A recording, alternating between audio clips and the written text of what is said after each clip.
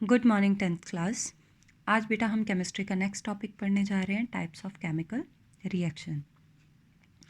Some of the important types of chemical reactions are combination reaction, decomposition reaction, displacement reaction, double displacement reaction, oxidation and reduction.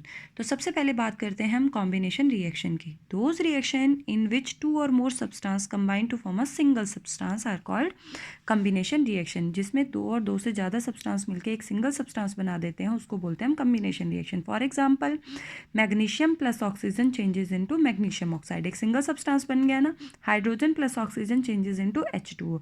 This type of reaction is known as combination reaction. बहुत सारी example है इसमें, आप कोई भी 2 कर लो, 3 कर लो, कोई भी याद रख लो।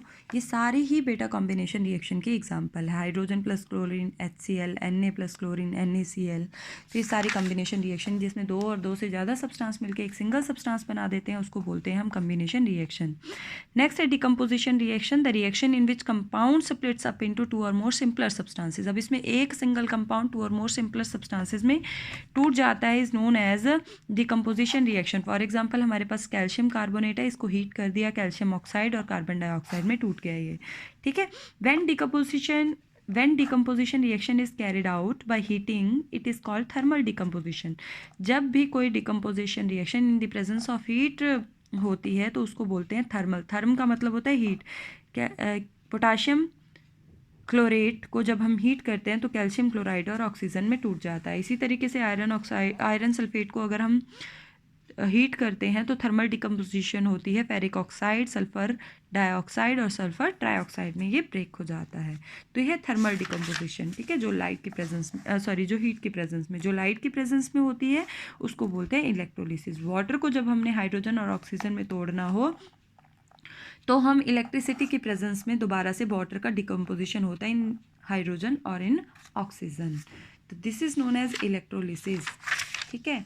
Next one is displacement reaction, those reaction in which one element takes the place of another element is known as displacement reaction। जब एक एलिमेंट दूसरे एलिमेंट का प्लेस ले लेता है तो उसको बोलते हैं हम डिस्प्लेसमेंट रिएक्शन। अब कौन सा एलिमेंट किसका प्लेस लेगा? 119 पेज पे, 119 पेज पे बेटा आप देखोगे एक रिएक्टिविटी चार्ट दे रखा है, उसमें बता रखा है कौन किससे ज़्यादा रिएक्टिव है। 119 पेज पे उस चार्ट को आपने याद रखना है, उससे आपको पता चल जाएगा कौन सी मेटल ज़्यादा रिएक्टिव है। ये वाला देखो, सोडियम और कैल्शियम, सोडियम ज़्यादा रिएक्टिव है कैल्शियम से, कैल्शियम ज़्यादा रिएक्टिव है मैग्नीशियम से, एल्यूमिनियम ज़्यादा रिएक्टिव है जिंक से, जिंक ज़्यादा रिएक्टिव है आयरन से, टिन ज़्यादा रिएक्टिव है लेड से, और लेड ज़्यादा रिएक्टिव है कॉपर से, कॉपर ज़्यादा रिएक्टिव है मरकरी से, मरकरी ज़्यादा रिएक्टिव है सिल्वर से, सिल्वर ज़्यादा रिएक्टिव है गोल्ड से। तो नीचे की तरफ रिएक्टिविटी क्या हो रही है? डिक्रीज हो रही है। तो ज़्यादा रिएक्टिव मेटल कम रिएक्टिव मेटल को क्या कर देती है? डिस्प्लेस कर देती है। तो आप ऐसे भी दे सकते हो, those reaction in which more reactive metal displaces a least reactive metal is known as displacement reaction. जैसे कॉपर सल्फेट में कॉपर लीस्ट रिएक्टिव है, जिंक ज़्यादा रिएक्टिव है। जब कॉपर सल्फेट में हम जिंक डालेंगे, जिंक रॉड डालेंगे, तो जिंक क्या कर देगी? कॉपर को डिस्प्लेस करके जिंक सल्फेट बना देगी, कॉपर अलग हो जाएगा, ठीक है। अगर कॉपर सल्फेट में हम मैग्नीशियम डालेंगे तो मैग्नीशियम ज़्यादा रिएक्टिव है, मैग्नीशियम कॉपर को हटा के मैग्नीशियम सल्फेट बना देगा, ठीक है। बट जब हम जिंक सल्फेट में कॉपर डालेंगे तब रिएक्शन नहीं होगा। जब ज़्यादा रिएक्टिव मेटल के सॉल्यूशन में हम लीस्ट रिएक्टिव मेटल डालेंगे तब रिएक्शन नहीं होगा। बट लीस्ट रिएक्टिव मेटल के सॉल्यूशन में हम ज़्यादा रिएक्टिव मेटल को ऐड करेंगे तो रिएक्शन हो जाएगा। कौन सा रिएक्शन होगा? Displacement reaction. अब आयरन नील को जब हम कॉपर सल्फेट के सॉल्यूशन में डिप करते हैं तो कॉपर सल्फेट से कॉपर डिस्प्लेस हो जाता है और सल्फेट किसके ऊपर डिपॉजिट हो जाता है? आयरन के ऊपर। तो क्या बन जाता है? Iron sulphate. और कॉपर का कलर कैसा हो जाता है? पर्शियन ग्रीन कलर हो जाता है। Is that clear? नेक्स्ट है double displacement reaction, those reaction in which two compound react by exchange of ion. जब दो कंपाउंड आपस में रिएक्ट करते हैं by exchanging their ions are known as double displacement reaction. For example, silver nitrate NaCl, अब इसका NO3 sodium के साथ लग जाएगा, क्लोरीन Ag के साथ लग जाएगा, तो AgCl, इन्होंने अपने अपने आयन क्या कर लिया? एक्सचेंज कर लिया। This is known as double displacement reaction. Next one is what is precipitation reaction? Any reaction in which an insoluble solid is formed. वो रिएक्शन जिसमें insoluble solid फॉर्म होता है separate from solution is called precipitation reaction. उसको हम क्या बोलते हैं? Precipitation reaction बोलते हैं. फॉर एग्जांपल बेरियम क्लोराइड में जब हम कॉपर सल्फेट डालते हैं तो बेरियम सल्फेट के वाइट प्रेसिपिटेट बनते हैं. This is known as precipitation reaction. Paper में क्वेश्चन आता है what is precipitation reaction, explain with one example. तो इनमें से आप कोई भी एग्जाम्पल दे सकते हो. ठीक है. Last one is what do you mean by oxidation and reduction reaction? Oxidation, addition of oxygen, नाम से ही पता चल रहा है addition of oxygen is called oxidation. Removal of hydrogen is called oxidation. और reduction में addition of hydrogen is called reduction. Removal of oxygen is called reduction. अब next आता है what do you mean by oxidizing and reducing agent? The process of reduction is called opposite of oxidation. Reduction opposite होता है oxidation के. ठीक है.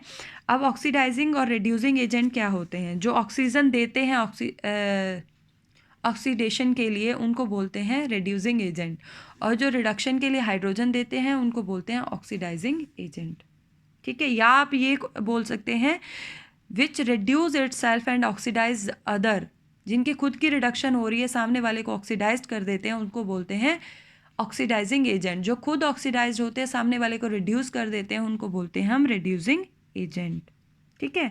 जैसे copper oxide है, यहाँ पे कॉपर क्या है? Reducing agent. सॉरी, कॉपर क्या है? कॉपर ऑक्साइड क्या है? Oxidising agent. और हाइड्रोजन क्या है? Reducing agent. क्यों? कॉपर ऑक्साइड ऑक्सीजन दे रहा है ऑक्सीडेशन के लिए, खुद रिड्यूस हो रहा है, सामने वाले को ऑक्सीडाइज कर रहा है. तो कॉपर ऑक्साइड क्या है? Oxidising agent. और हाइड्रोजन क्या है? Reducing agent. तो अकॉर्डिंग टू इलेक्ट्रॉनिक कॉन्सेप्ट भी आप याद रखो, जिसमें इलेक्ट्रॉन का लॉस होता है उसकी खुद की ऑक्सीडेशन होती है, और जिसमें इलेक्ट्रॉन कोई एलिमेंट गेन करता है उसकी खुद की क्या हो रही होती है? रिडक्शन हो रही होती है. जो ये था ऑक्सीडेशन और रिडक्शन. नेक्स्ट है effect of oxidation and reduction in our everyday life. There are two common effects of oxidation and reduction: corrosion and rancidity. Corrosion, very very important topic. Corrosion is the process in which metal are eaten up gradually by the action of air, moisture or chemical on the surface of it. ठीक है. जब किसी भी air, moisture या फिर किस chemical का metal के सरफेस पे एक्शन होता है तो वो मेटल जो है ईट अप हो जाती है, उसको बोलते हैं करोजन. जैसे जंग लगना. ठीक है. आयरन की मेटल अपने आप ख़त्म हो जाती है कुछ टाइम के बाद. क्यों? क्योंकि उसके ऊपर एयर और मॉइस्चर का इफेक्ट होता है और वो उसको क्या कर देती है? ऑक्सीडाइज कर देती है. तो iron plus oxygen plus water changes into, तो ये है formula of rust Fe2O3XH2O. Paper में क्वेश्चन में आता है what is the formula of rust. ठीक है. नेक्स्ट है what is rancidity? The aerial oxidation of the aerial oxidation of fat and oil containing food articles by giving unpleasant smell and taste is called rancidity. Very very important topic. The condition produced by aerial oxidation of fat and oil food marked by unpleasant smell and taste. जैसे chips वगैरह अगर उसका packet में थोड़ा सा whole हो जाए या पैकेट में एयर ना हो तो वो कैसा टेस्ट देते हैं? जैसे क्रंची नहीं रहते वो. तो वो क्रंची क्यों नहीं रहते? क्योंकि उनकी क्या हो जाती है? Aerial oxidation. और कुछ टाइम के बाद वो गंदी स्मेल और गंदा टेस्ट भी देते हैं, उसको बोलते हैं रेंसिडिटी. ठीक है. रेंसिडिटी को प्रिवेंट कैसे किया जा सकता है? Rancidity can be prevented by antioxidant. जैसे जो पैकेट होते हैं, चिप्स के पैकेट होते हैं, वो फ्लफी क्यों होते हैं? क्योंकि उनमें नाइट्रोजन फिल की होती है. नाइट्रोजन केमिकली इनर्ट होती है, वो किसी से रिएक्ट नहीं करती. वो क्या करती है? उसको वैक्यूम क्रिएट कर देती है अंदर. नाइट्रोजन चिप्स की क्या नहीं होने देता? ऑक्सीडेशन नहीं होने देता है. Rancidity can be prevented by packing. जितने भी fat and oil containing food items हैं उनको प्रॉपर पैकिंग से हम क्या कर सकते हैं? उनकी डेंसिटी को प्रिवेंट कर सकते हैं. Retarded by keeping food in refrigerator. Refrigerator में रख दो तब भी ख़राब नहीं होंगे. Rancidity can be retarded by sorting food. सब्जियां ख़राब हो जाती हैं, उनको फ्रिज में रखते हैं रेंसिडिटी से प्रिवेंट करने के लिए. ठीक है. एयर टाइट कंटेनर में आप फूड को रख दो तब भी उसकी रेंसिडिटी नहीं होगी. Rancidity can be retarded by sorting food away from light. अगर लाइट से हम दूर रखेंगे तब भी हम रेंसिडिटी से, ऑब्वियस है, एयर और लाइट से हम खाने को दूर रखेंगे तो खाना ख़राब नहीं होगा. कौन सा खाना? एयर और fat and oil containing food particles.